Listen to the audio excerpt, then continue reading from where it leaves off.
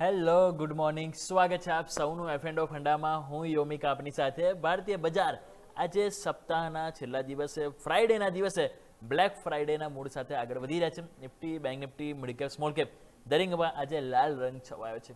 લાલ રંગની પાછળ પણ આજે બેસ્ટ ઓપોર્ચ્યુનિટી ક્યાં છે એફ&ઓ ફંડામાં તમારા માટે એ આપણે વાત કરવાની છે. પરંતુ હા, સૌથી પહેલાં શરૂઆત હેડલાઇન્સની સાથે કરીશું.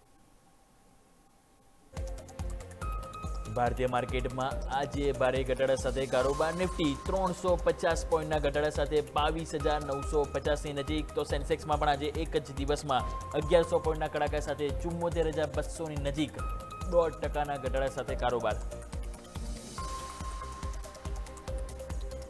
નિફ્ટી કરતાં બેંક નિફ્ટીમાં આજે સૌથી વધુ દબાણ. બેંક નિફ્ટીમાં 1100 પોઈન્ટથી વધુના કડાકા સાથે 52,500ની નજીક આવી પહોંચ્યો કારોબાર. બેંક નિફ્ટીમાં આજે 14 સ્ટોક લાલ નિશાનમાં રંગાયા. Bank of Baroda, Canara Bank, Punjab National Bank અને યુનિયન બેંકમાં સૌથી વધુ દબાણ. રિયલ એસ્ટેટ શેરોમાં પણ આજે વેચવાલી વધતા 2%થી વધુ ઇન્ડેક્સ ડાઉન. પ્રેસ્ટીજ એસ્ટેટ વાયદા બજારના ટોપ લૂઝર્સમાં. તો અન્ય stocks Phoenix Limited, Godrej Properties, Signature અને અનંત રાજ્યમાં પણ સૌથી વધુ વેચવાલી.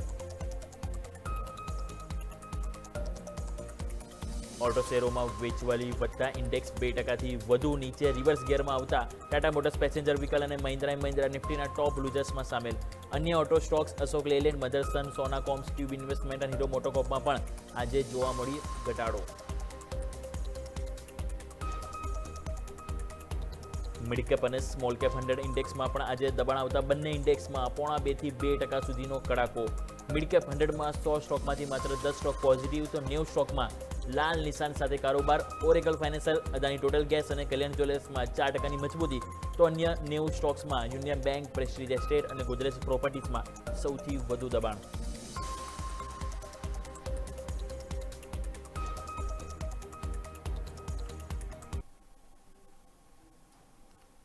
તો આવો દર્શક મિત્રો, હવે આજે જ્યારે સપ્તાહના અંત આજે જ્યારે થવાનો છે, બહુ ઇમ્પોર્ટન્ટ રહેશે કે આજનું ક્લોઝિંગ ક્યાં થાય છે.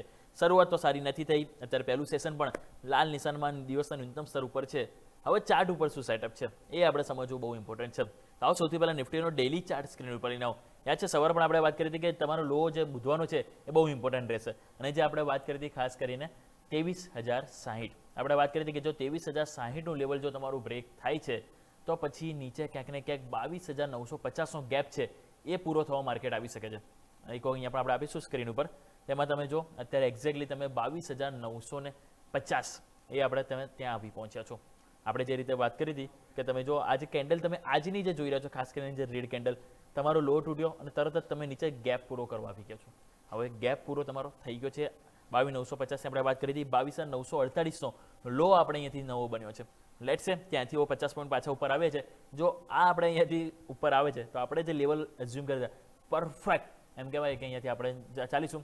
પરંતુ હવે જ્યાં સુધી ઉપર એટલીસ્ટ આપણે 23,100ની ઉપર નહીં જઈએ, માર્કેટમાં કોન્ફિડન્સ એટલીસ્ટ આજના દિવસે નહીં આવે.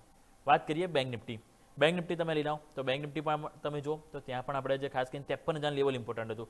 આપણે વાત કરીએ જો 53,000 લેવલ અહીંયાથી બ્રેક થાય છે તો ક્યાંક ને ક્યાંક 52,600નું લેવલ આવી શકે. આપણે બીજા 400 પોઈન્ટ કીધું તો નીચે આવી શકે. અને અહીંયા પણ તમે જો તમે ગેપ ડાઉન ઓપનિંગ તો થયા અને અહીંયા પણ જે ગેપ હતો ને એ ગેપ તમારો ફિલઅપ થઈ ગયો છે. અહીં જો અને ગેપ તમે આપણે 52,600ની વાત કરી હતી, 52,533ના લો બન્યા અને અત્યારે એક્ઝેક્ટલી આપણે 52,600ની ઉપર જ કારોબાર કરી રહ્યા છીએ. હવે જોવાનું રહેશે ઇન્ટરેસ્ટિંગ કે હવે કેટલું અહીંયાથી ઇમ્પોર્ટન્ટ રહે છે, સપોર્ટ લે છે કે નહીં એ આપણે અહીંથી જાણીશું. પરંતુ આવો આપણી સાથે હવે સાઈરામ સ્ટોક્સથી અરુણ રંગપરી આપણી સાથે જોડાઈ ગયા છે. અરુણ સર, સૌથી પહેલાં તો ગુડ મોર્નિંગ. એક દિવસના રજા બાદ ફરી માર્કેટ થોડોક ડરમાં આવી ગયું છે. ફરીથી તમે જો એ વેચવાલી આવી ગઈ છે. પરંતુ આજની વેચવાલીને કઈ રીતે જોઈશું એ બહુ ઇમ્પોર્ટન્ટ છે. આજની વેચવાલીને શું એક ટેમ્પરરી થોડુંક પ્રોફિટ બુકિંગ જાણવું જોઈએ કે પછી વીકેન્ડ આવી રહ્યું છે એટલે લોકો રિસ્ક લેવા નથી માંગતા, એ રીતે જોઈશું. કઈ ઇમ્પોર્ટન્ટ લેવલ છે સર કે અહીં તમે જોઈ રહ્યા છો સર? Good morning. માર્કેટ જ્યારે અનસર્ટેન હોય ને ત્યારે માર્કેટની અંદર લગભગ પ્રોફિટ બુકિંગ આવતું, યા તો ફિર માર્કેટ એક સ્ટેબલ રહેતું, ઉપર નથી જતું. જ્યારે આપણે વાપીસ અગેન ટ્રમ્પના ઓફથી 10 ડેઝ એક્સટેન્શન આપ્યું તો વર્લ્ડના માર્કેટમાં એટલી ઇમ્પેક્ટ ના આવી જેટલી આપણે પ્રીવિયસમાં 6 ડેઝના એક્સટેન્શન એટલે વોરમાં એનર્જી સાઇટ ઉપર એટેક ના થાય એ ન્યૂઝ આવ્યો તો માર્કેટ વર્લ્ડના બધા માર્કેટ ઝૂમ થઈ ગયા. પણ આ વખતે એવું કોઈ રિએક્શન જોવા ના મળ્યું. એનું રીઝન છે કે જ્યાં સુધી અત્યારે ટ્રમ્પ કરતા પણ વધારે ઇમ્પોર્ટન્ટ છે ઈરાનનું સ્ટેટમેન્ટ.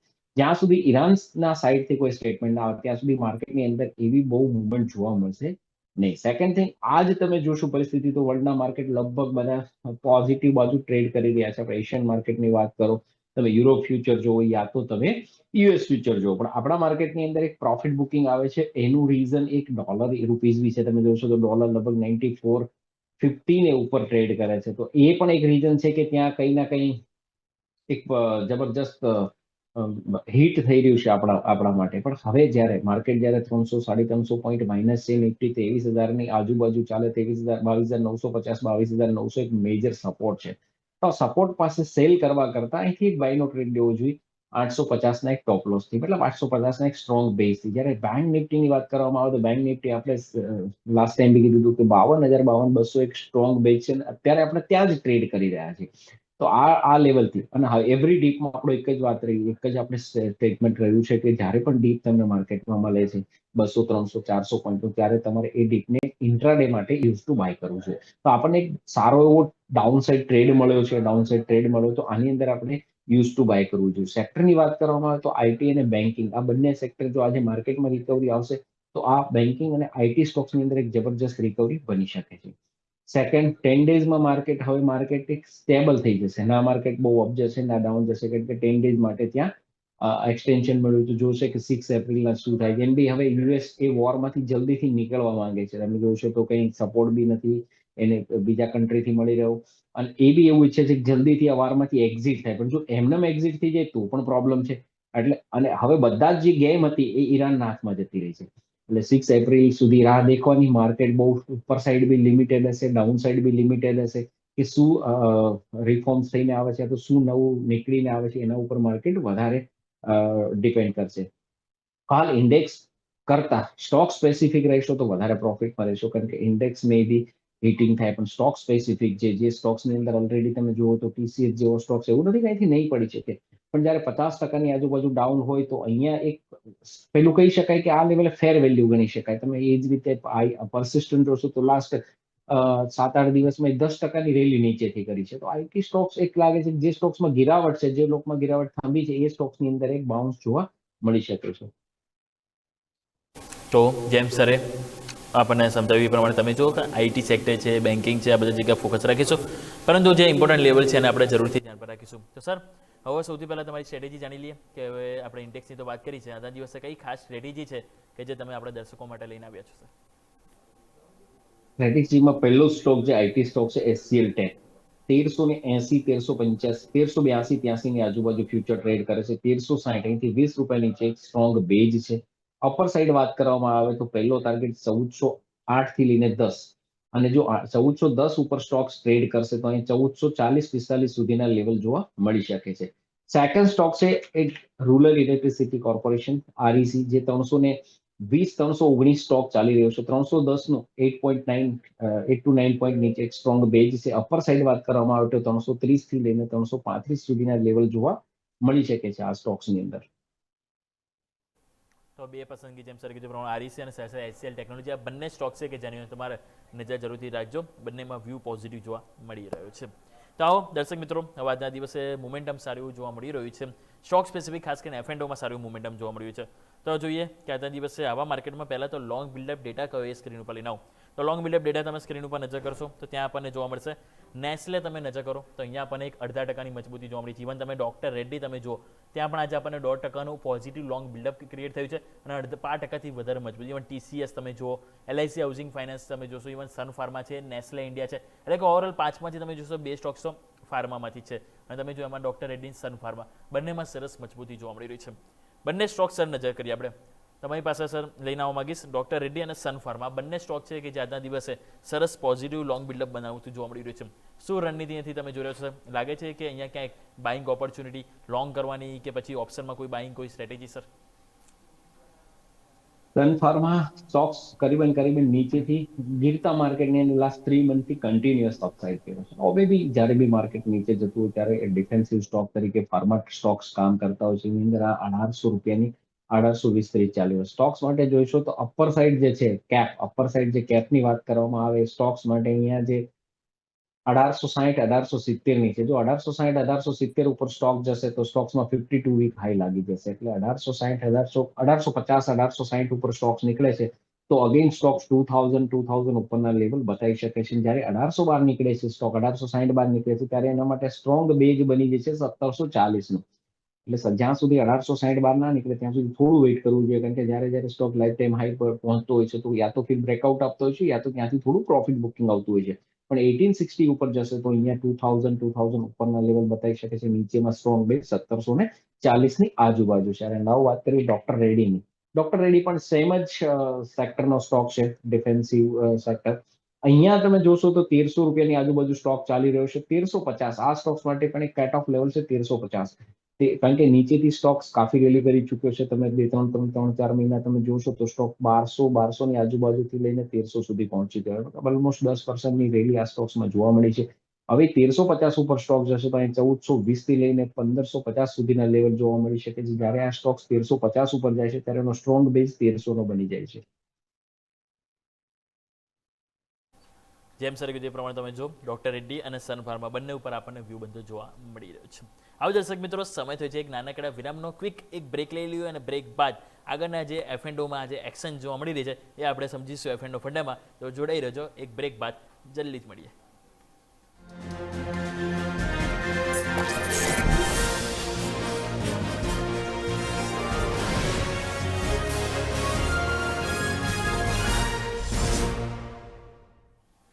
બ્રેક બાદ આપનું સ્વાગત છે. તો બ્રેક પહેલાં આપણે જેમ વાત કરી રહ્યા હતા, સ્ટોક સ્પેસિફિક મોમેન્ટમ સરસ જોવા મળી રહી છે.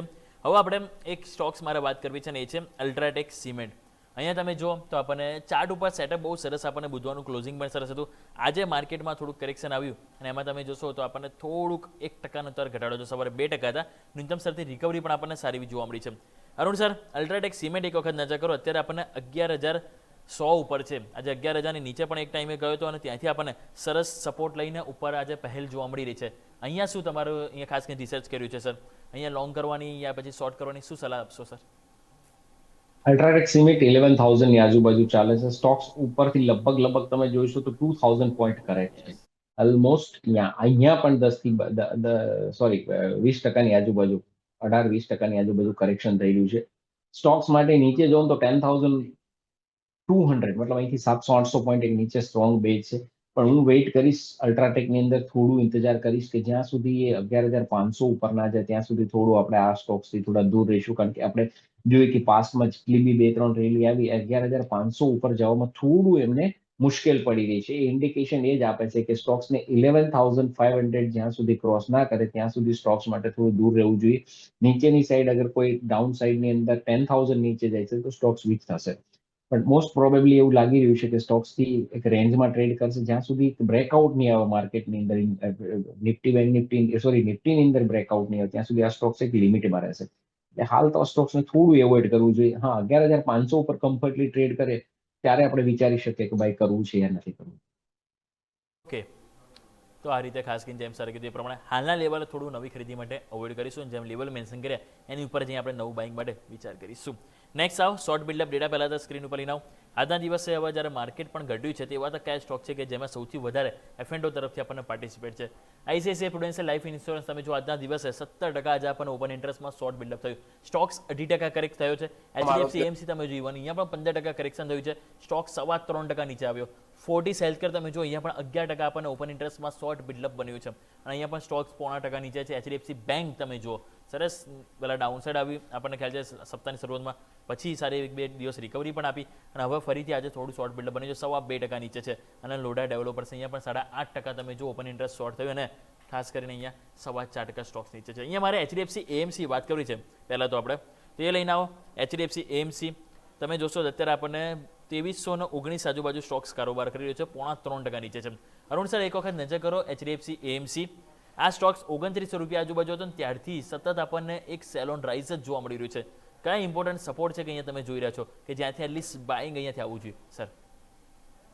આપણે આ સ્ટોક્સની જ્યારે ડિસ્કસ કરી ત્યારે સ્ટોક્સ નિયર અબાઉટ 2500-2600 ઉપર ચાલતો હતો ત્યારે આપણે કહ્યું હતું કે આ સ્ટોક્સ અગર કોઈ એંગલથી 3,000 ઉપર ચાલે છે તો જ સ્ટોક્સમાં બાય થશે, અધરવાઇઝ સ્ટોક્સ નીચે આવશે. હવે સ્ટોક્સની વાત કરીએ અહીંયા તો સ્ટોક્સ જો મંથલી ચાર્ટની અંદર તમે જોશો તો 52 ની આજુબાજુ ટ્રેડ કરે છે. એટલે જો 50 ની નીચે આ સ્ટોક જશે તો સ્ટોક્સની અંદર ઓર બીકવાલી આવશે. પણ આપણે જે રીતે માર્કેટને પ્રેડિક્ટ કરીએ છીએ, જે રીતે માર્કેટને આપણે જોઈ રહ્યા છીએ કે 21,800 થી લઈને 22,000 ની આજુબાજુ એક સ્ટ્રોંગ બેઝ છે જો એ બેઝ આવે તો સ્ટોક્સની અંદર થોડી ગિરાવટ આવે, પણ માર્કેટ ટર્ન લે છે, માર્કેટનો સ્ટોક છે, અગર માર્કેટ ટર્ન થાય છે, માર્કેટ અગર ઉપર જવાય, કોઈ શોર્ટ કવરિંગ યા તો રિકવરી આપે છે, તો આ સ્ટોક્સમાં પણ રિકવરી આવી શકે છે. ફંડામેન્ટલ સ્ટ્રોંગ છે આ સ્ટોક્સની અંદર. બેઝિકલી ઇન્વેસ્ટમેન્ટ રિલેટેડ સ્ટોક છે. અગર તમે લોંગ ટર્મ કોઈ પર્સપેક્ટિવથી તમે સ્ટોક જોઈતા હોય તો આ સ્ટોક્સ બેસ્ટ હોઈ શકે. આની અંદર એવું નથી કે આજે લો ને કાલે વધી છે. નો ડાઉટ પહેલા એની મુવમેન્ટ જોઈએ છે એટલી આવતી હોય છે, પણ હું પ્રિફર કરીશ આવા સ્ટોક્સને પોતાના પોર્ટફોલિયોની અંદર એડ કરવા માટે. હજી આ લેવલ બી બેસ્ટ છે. અગર આનથી નીચે આવે તો પણ બેસ્ટ છે. આ સ્ટોક્સ લોંગ ટર્મ માટે ઓલવેઝ બી ગુડ છે. ટ્રેડિંગ માટે થોડું મને એવું લાગી રહ્યું છે થોડું નીચું આવે, યા તો ફિર 2350 ઉપર જે ટ્રેડિંગ કરતા હોય છે, ઇન્ટ્રાડે ટ્રેડ હોય છે, શોર્ટ ટર્મ ટ્રેડિંગ, 2350 ઉપર જો સ્ટોક્સ નીકળતો હોય છે આજે, સમજો કે 69 જો કે કાલના આજના જે મિડલ છે 89 નો હાઈ છે, અત્યારે સમજી લો કે 70 ચાલે છે, તો 30-35 પોઈન્ટ સ્ટોક ઉપર જાય છે, તો ઇન્ટ્રાડે ની અંદર એક 2400 સુધીના લેવલ જોવા મળી શકે છે. પણ 2350 ઉપર તે જશે ત્યારે એમાં 2400 કે 2400 ઉપરના લેવલ જોવા મળી શકે. તો આ પ્રમાણે ખાસ કરીને વ્યૂ બંધો જોવા મળી રહ્યો છે, જેની પર આપણે ફોકસ કરીશું. એચડીએફસી એએમસી ઉપર વાત થઈ. નેક્સ્ટ આવ નજર કરી લઈએ કે આજના દિવસે કયો સ્ટોક છે કે જેમાં આજે આપણને લોંગ અનવાઇન્ડિંગ બનતું જોવા મળી છે. લોંગ અનવાઇન્ડિંગ મીન્સ કે પ્રોફિટ બુકિંગ જોવા મળી છે. સારો લોંગ ડેટા બનેલો હતો, હવે ત્યાં લોકો એક એક્ઝિટ કરી રહ્યા છે. તેમાં આપણે ડેટા લઈને આવીશું તો તમે જો તો ઈડા, ઇન્ડિયન રિન્યુએબલ એનર્જી જોવા મળશે. ઇન્ડિયન બેંક તમે નજર કરો, કેન્સ ટેકનોલોજી તમે જો, અહીંયા પણ આપણને 8.8% આજે આપણને જે પોઝિશન લોંગ બનેલી હતી એમાંથી કટ થતી જોવા મળી છે. ટ્યુબ ઇન્વેસ્ટમેન્ટ તમે જો, ઇવન ઈડા આપણે વાત કરીએ, સુપ્રીમ તમે જો, અહીંયા પણ આપણને એક ઘટાડો જોવા મળી રહ્યો છે. કેન્સ ટેકનોલોજી આપણે વાત કરીએ સર, કારણ કે અહીંયા તમે જો 3.5% જે સ્ટોક્સ નીચે જોવા મળી રહ્યો છે, અને કેન્સ ટેકનોલોજીમાં 3300-3400 બે વખત સર આ લેવલ છે કે જે સપોર્ટ લેવાનો પ્રયત્ન કર્યો, પરંતુ ત્યાં સપોર્ટ લે છે તો ખરી, પરંતુ કોન્ફિડન્સ જે આવે છે ને એ કોન્ફિડન્સમાં બહુ વધારે ટાઈમ ટકતું નથી સર. કઈ રીતે સર જોઈશું? જેમની પાસે ઓલરેડી પોઝિશન હોય એ લોકો શું કરવું જોઈએ, અને જેમને ફ્રેશ ફ્યુચર એન્ડ ઓપ્શનમાં કોઈ ખાસ એની સ્ટ્રેટેજી લેવી હોય તો એ પણ સર જણાવો સર.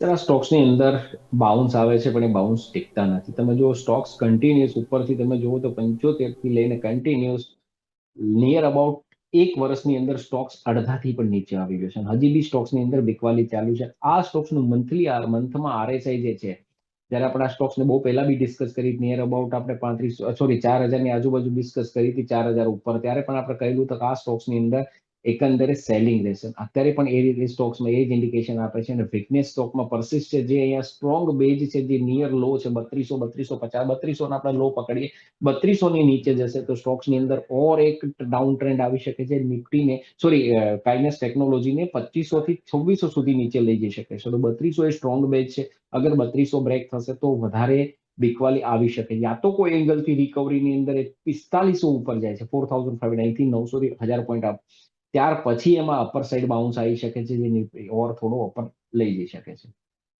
ઓકે, તો આ રીતે ખાસ કરીને વ્યૂ બંધ જોવા મળ્યું છે, જેની પર આપણે ફોકસ કર્યું. સર એક ક્વિકલી વ્યૂ તમારો ટાટા મોટર્સ પેસેન્જર વિકલ્પ પણ લઈ લઈએ. અહીંયા પણ આજે ભારે કડાકો છે, કારણ કે એમના જે યુકેના જે 2 પ્લાન્ટ છે 2 વીક માટે ખાસ કરીને અહીંયાથી તેમણે અહીંથી જે બંધ કર્યો છે, અને સપ્લાયને જે ખાસ કરીને જે પાર્ટ જે છે ને એ ખાસ કરીને પ્રોબ્લેમમાં લીધે અહીંયાથી એક ફેસલો લીધો છે. એમનો જે સપ્લાય મે બી ક્યાંક ને ક્યાંક અટક્યું છે. કઈ રીતે સર જોઈશું અહીંયા આજે ટાટા મોટર્સ પેસેન્જર વિકલ્પ 4 થી 5% સ્ટોક્સ કરેક્શનના મોડમાં છે સર.